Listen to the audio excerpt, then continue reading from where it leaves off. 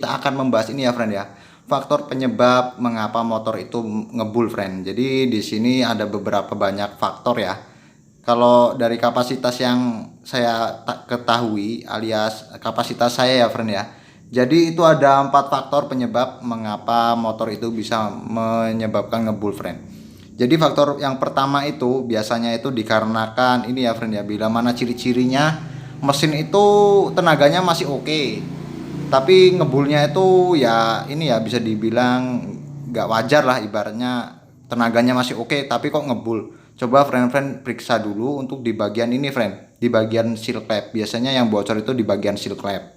Oke, itu adalah penyebab yang pertama friend. Itu apabila ini ya friend ya, bagian kompresi tenaga motor itu masih oke tapi kok ngebul ya. Nah coba friend-friend periksa untuk di bagian seal clap, siapa tahu seal clapnya sudah rusak alias sudah rembes ya friend ya. Oke, itu adalah penyebab pertama bila mana tenaga motor masih oke tapi ngapa ngebul ya. Oke, untuk faktor yang kedua ini friend, jadi untuk di mesin motor Jupiter Jet ataupun Vega R itu biasanya gini friend, di bagian mesin ini, ntar saya alihkan ke mesin dulu. Jadi di bagian mesin ini kan ada ini selang hawa udara nih dari mesin ini. Ini akan ditransferkan menggunakan selang menuju ke filter ini ya, filter udara ya, dari sini, dari selang hawa ini, bagian hawa mesin disalurkan ke bagian filter udara di karburator.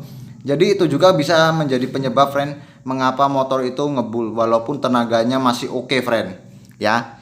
Dikarenakan gini, seumpama misalnya friend-friend mengisi oli mesin tapi berlebihan ya friend ya, alias over kapasitas. Jadi oli itu akan naik lewat lubang ini, lewat selang hawa yang disalurkan ke karburator. Itu bisa menyebabkan motor ngebul ya friend ya, dikarenakan oli itu akan naik ke bagian filter dan juga akan turun menjadi bercampur di karburator ya friend. Oke ya, tadi itu adalah faktor penyebab yang kedua ya friend ya. Dikarenakan bagian mesin ini friend-friend isi oli lebih banyak. Misalnya ini kapasitasnya masih cuman ini ya, kapasitas oli di mesin ini cuma 800 cm3. Jadi friend-friend isi 2 liter sampai 3 liter ya wajar. Oli itu bakal naik ke bagian selang hawa ini yang langsung ke bagian ini ya, filter udara di karburator. Jadi dia akan naik dan mengendap di bagian filter, lalu terhisap oleh karburator di saat mesin nyala. Jadi oli itu bercampur dengan ini ya, pengkabutan karburator, lalu masuk ke bagian ruang bakar friend. Jadi itu adalah faktor yang kedua friend, mungkin dikarenakan friend mengisi olinya berlebihan kapasitas. Oke, jadi untuk faktor yang ketiga itu friend, biasanya ini friend, bila mana mesin itu sudah ngoyo alias tenaganya drop ya, banyak kebulnya lah, tenaganya itu ngoyo lah, ibaratnya udah loyo. Itu biasanya tuh dikarenakan ini friend, dikarenakan buring sudah kemakan dan ring juga sudah termakan friend. Itu biasanya itu minta lemer ya friend ya. Itu untuk faktor yang ketiga friend, bisa jadi dikarenakan ring sudah aus dan linier sudah aus ya friend ya. Jadi solusinya itu di quarter friend. Friend pergi ke ini, ke bengkel bubut, minta di quarter, diganti piston maupun ringnya. Jadi kalau misalnya ini bagian apa namanya, bagian linearnya masih oke dan ini apa sehernya juga masih oke ya friend cukup belikan aja ringnya. Jadi itu ada beberapa faktor ya friend ya. Jadi untuk mengambil keputusan untuk melakukan quarter alias lemer itu bisa jadi ini, friend harus mempelajari di bagian ini untuk mengambil keputusan haruskah lemer atau tidak ya friend ya. Biasanya itu bisa diganti ring doang itu udah sembuh friend, dan ganti seher. Tapi kalau friend mau maksimal ya lebih baik di quarter ya friend ya. Oke, itu adalah faktor yang ketiga ya friend ya. Untuk bagian ring sudah aus dan linear boring sudah aus dan seher sudah kocak. Jadi itu bila mana mesinnya loyo ya friend ya, nggak ada tenaganya. Oke, untuk faktor yang keempat friend, di sini ini adalah faktor yang kadang-kadang jarang ditemui tapi ya bisa jadi ini yang bikin mekanik ini ya pusing ya, yang di faktor keempat ini. Jadi di depan kita ini ada 2 blok, yang ini blok yang sehat dan yang ini yang bermasalah friend.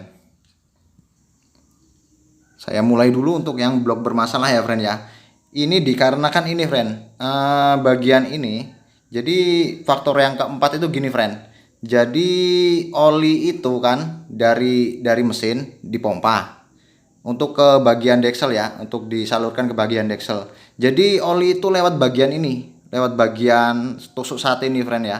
Lewat sini, cus, lewat sini nanti dia masuk ke bagian head ya. Jadi di sini friend-friend, bila mana friend-friend pusing, penyebabnya apa ya kok ngebul, udah ganti seal clamp, udah dilemer dan kapasitas oli masih ini standarnya sewajarnya tapi kok masih ngebulnya. Nah, ini friend bisa jadi faktornya itu di sini friend.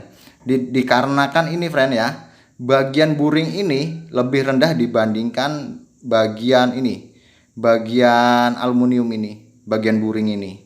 Jadi itu jarang sekali terjadi dan ada kemungkinan bila mana friend-friend setelah mengganti ini ya, mengganti buring ataupun friend-friend setelah quarter mungkin kepres atau gimana ya.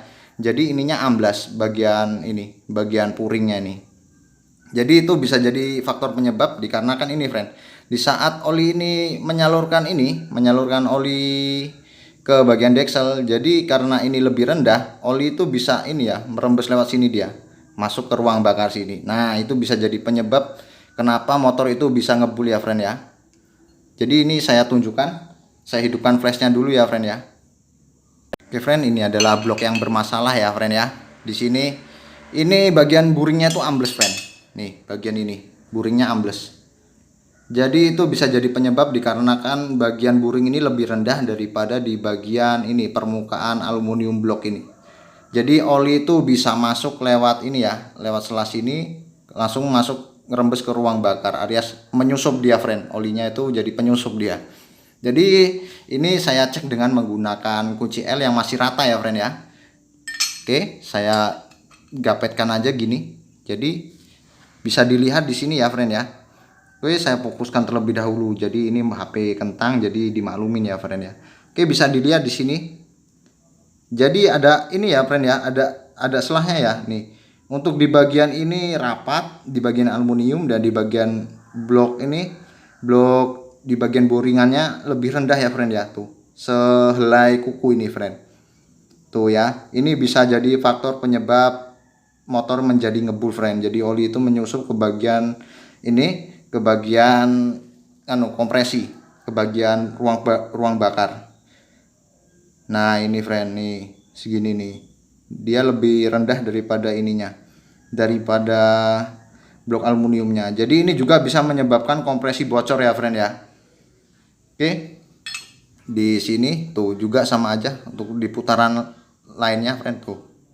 Nih, oke, ini biasanya terjadi bila mana friend-friend setelah mengganti linear boring ini ataupun setelah friend-friend membeli second ya friend ya. Kadang kita nemu barang yang kurang oke di saat membeli barang second ya friend tuh. Bisa dilihat ini lebih rendah. Jadi kompresi itu akan bocor dan juga oli akan merembes masuk ke bagian ruang bakar friend.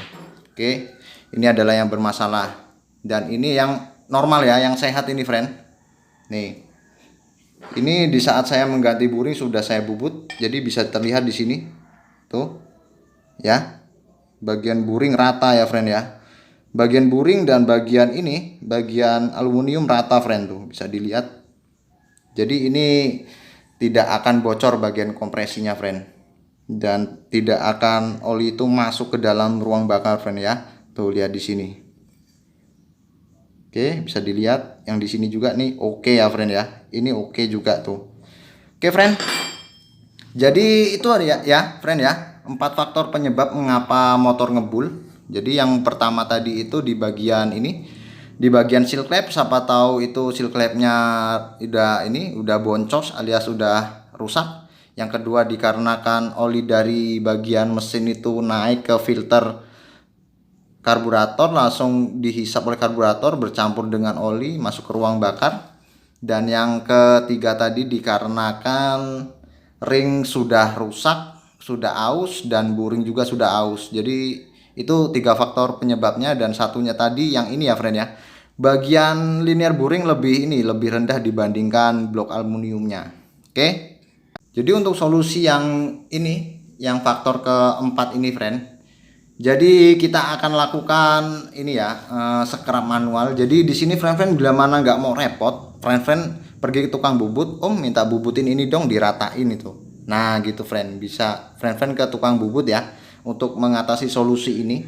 Atau bisa jadi friend-friend ingin menanganinya sendiri di rumah. Jadi friend-friend itu bisa ya friend ya. Jadi kita lakukan cara dengan ini metode scrub. Oke.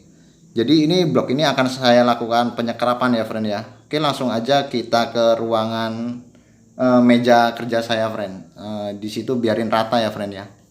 Oke friend, ini adalah bagian ini ya, meja scrub saya. Jadi ini adalah kaca friend yang saya lem dengan menggunakan amplas kasar.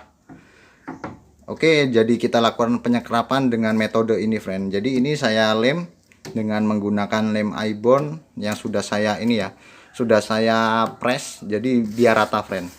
Jadi friend-friend bila mana ingin melakukan penyekrapan, friend-friend bisa menggunakan ini ya, menggunakan ini media yang datar seperti kaca ini ataupun keramik lantai friend. Jadi saya tidak punya keramik lantai, jadi saya menggunakan kaca ini friend.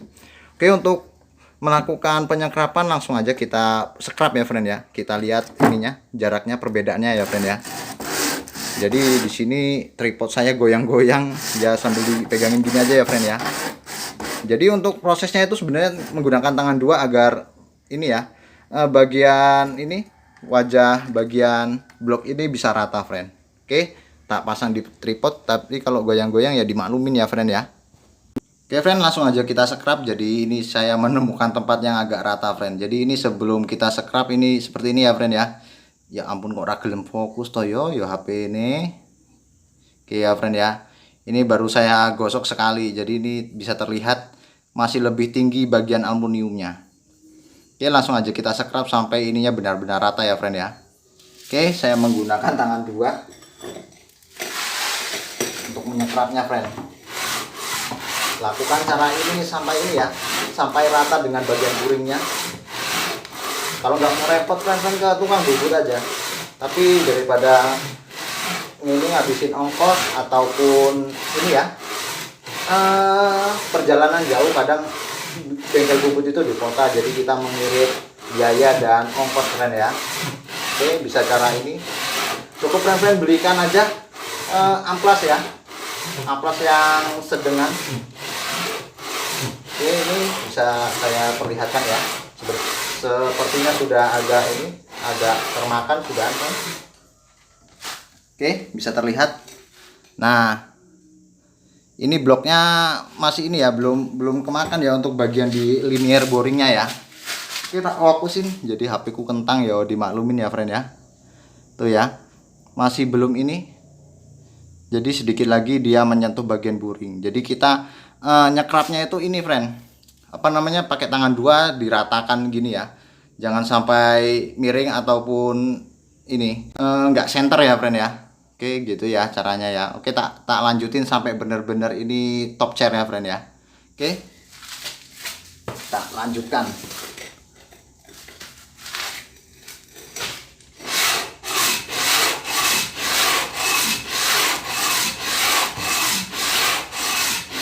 Diusahakan rata ya friend ya saat melakukan penyekrapan.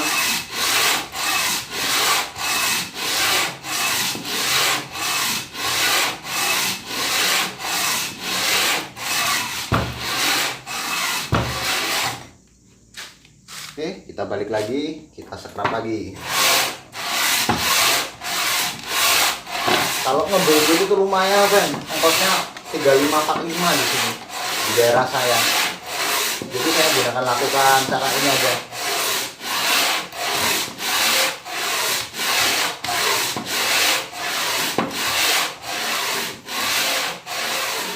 Oke, apakah sudah menyentuh bagian linear boring? Oke, untuk yang sebelah sini sudah ya friend ya, untuk yang sebelah sini. Jadi kita lanjut yang kita ratakan langsung aja sama yang sini, biarin rata, bener-bener rata dia friend.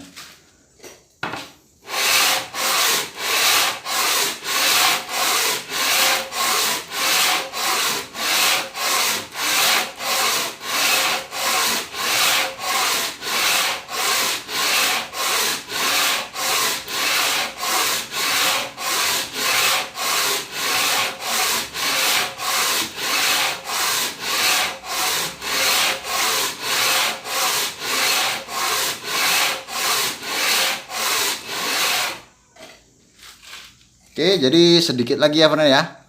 Tuh sudah mulai ini kemakan semua. Jadi ini tinggal yang sini agak kurang. Jadi kita lakukan penyekrapan lagi.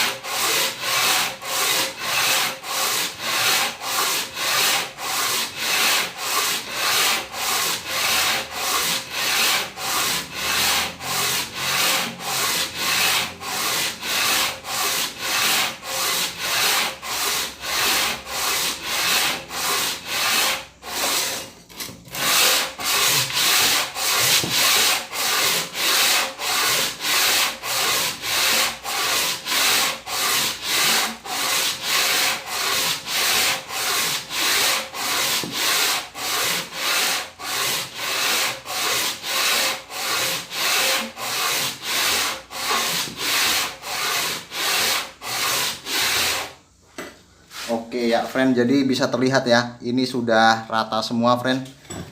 Oke, tak fokusin. Jadi ini sudah rata. Jadi jangan banyak-banyak ya friend ya. Jadi friend-friend cukup meratakan saja, nanti takutnya ini di bagian ini bagian share nanti malah lebih nongol dia. Jadi ini adalah cara untuk kita menyekrapnya friend. Bisa juga untuk ini ya, ngebubut bagian head secara manual. Misalnya mau di ini dipapas misalnya 1,5 mili, jadi bisa menggunakan metode ini tanpa kita melakukan pembubutan ke tukang bubut ya friend ya. Ini adalah cara manual ya. Oke, ini adalah blok yang tadi kita scrap ya friend ya. Bisa kita lihat di sini. Untuk mengetesnya kita tes lagi aja ya, biarin untuk meyakinkan ini bagian blok ini aman. Oke, bisa terlihat di sini sudah rapat ya friend ya. Tuh ya, sudah rapat, yang bagian sini sudah rapat, sini juga rapat friend. Jadi ini sudah rata ya friend ya. Nah gini friend, jadi friend kalau masih bocor, bila mana ininya sudah di scrap, bisa jadi untuk di bagian headnya juga ini friend nggak rata ya friend ya, bagian head ini. Coba friend ukur juga untuk bagian head ini ya. Misalnya untuk head ini cuman untuk ngeratain aja sih, tapi biasanya jarang friend untuk bagian head ini yang miring friend. Biasanya itu yang di ini friend, yang di bagian ini, di bagian blok ini. Jadi ini sudah beres ya friend ya.